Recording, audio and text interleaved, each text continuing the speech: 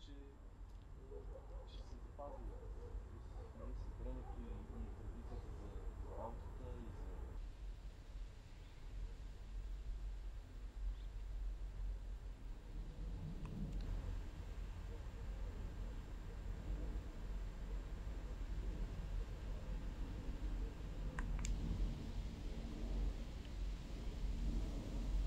за... Изумително. От влагата подозирам. Тук е 65% влажност. А колко трябва да е? Здравословната влажност е 40. между 40 и 60. Ама аз съм учил в Кремона в Италия. В Италия, не в Казан. Да, това е грив бред. Грив бред. Сега ще кажеш, на този плод са работили Тезгях. тезгяхи. На голем тезгях. Да. Какво беше там? Той тезгях го е правил дядо ми, между другото. И той си го е правил. Имам предвид. Той е правил и този шкаф е там, който е... Той е правил като малък мебели, докато не е станал лютиер. И после си е правил, всичко си е правил сам той, бърто. А той как е решил да става лютиер? Георг Хеник. Георг Хеник, първият лютиер в България, чех. Да, аз всъщност четох за това. Чел ли си книгата Балада за Георг Хеник? Не, четох, че за дялото ти четох, че е бил един от първите лютиери в България. Той му е бил ученик. Ученик, да. И Франц Кристодоров са му били ученици. Има ги той има и филм по книга. Може ли ми извън? Е, това чело. Не, излагахте. То си го взе на момиче. Онзи ден.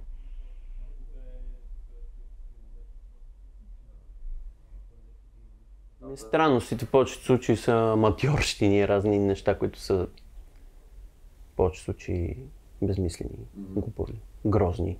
Като това за охлювчето ми разплащане, пък че не е много прието да се прави. Като тази плавичка там. Да. Ами да, има си някакъв канон, нещо като в иконописа, нали, както. Не мога да излизаш много извън канона. Гледа се странно и сега ти мога да направиш, нали, за себе си, каквото си поискаш, ама просто от лютиерското общество си има определени наложени такива стандарти, които, примерно ако ходиш на конкурс, лютиерски конкурси има такива, които се правят. Се гледат точно такива неща. Това е разделено обикновено на две части, нали, на изработка, лютиерската част и звук. Ето вече си свират музиканти, има си жури, които са си музиканти.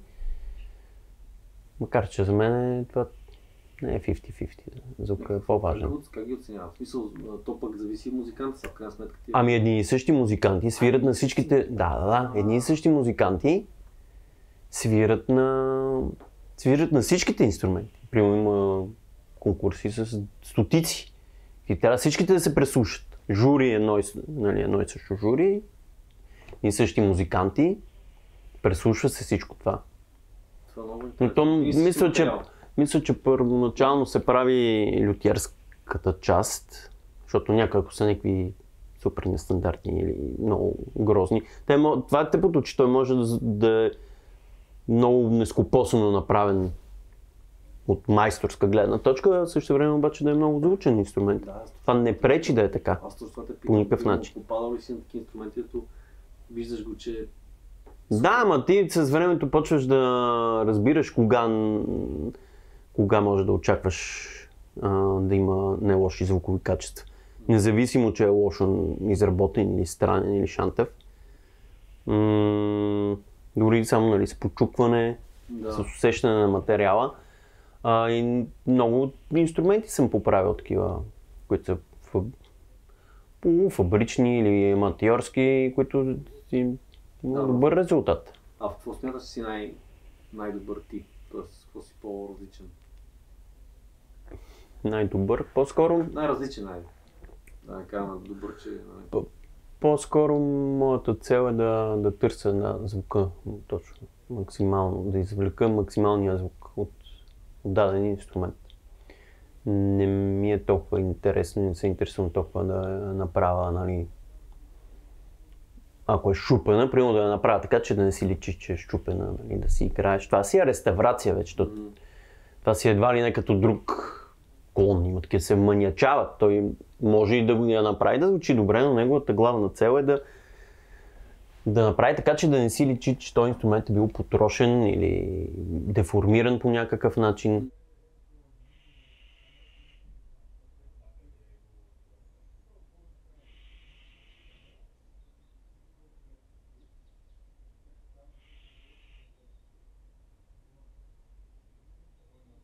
На времето са работили фабриките с копир машина. Разбираш, имаше модел, примерно на горната и долната дъска, по което копира абсолютно същия релеф някаква машина. Сега вече това се прави с CNC, такива машини, с фрези.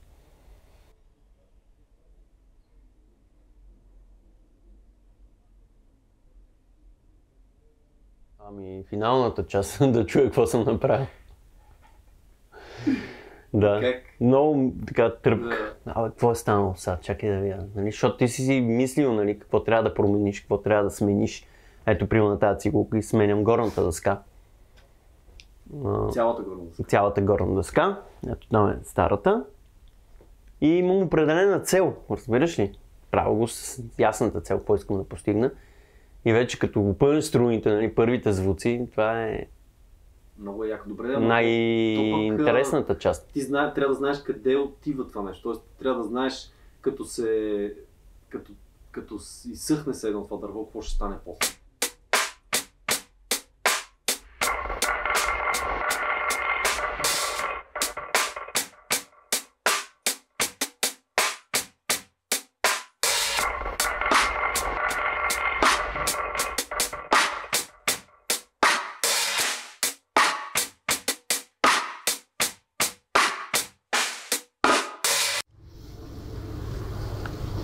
Отсерамя.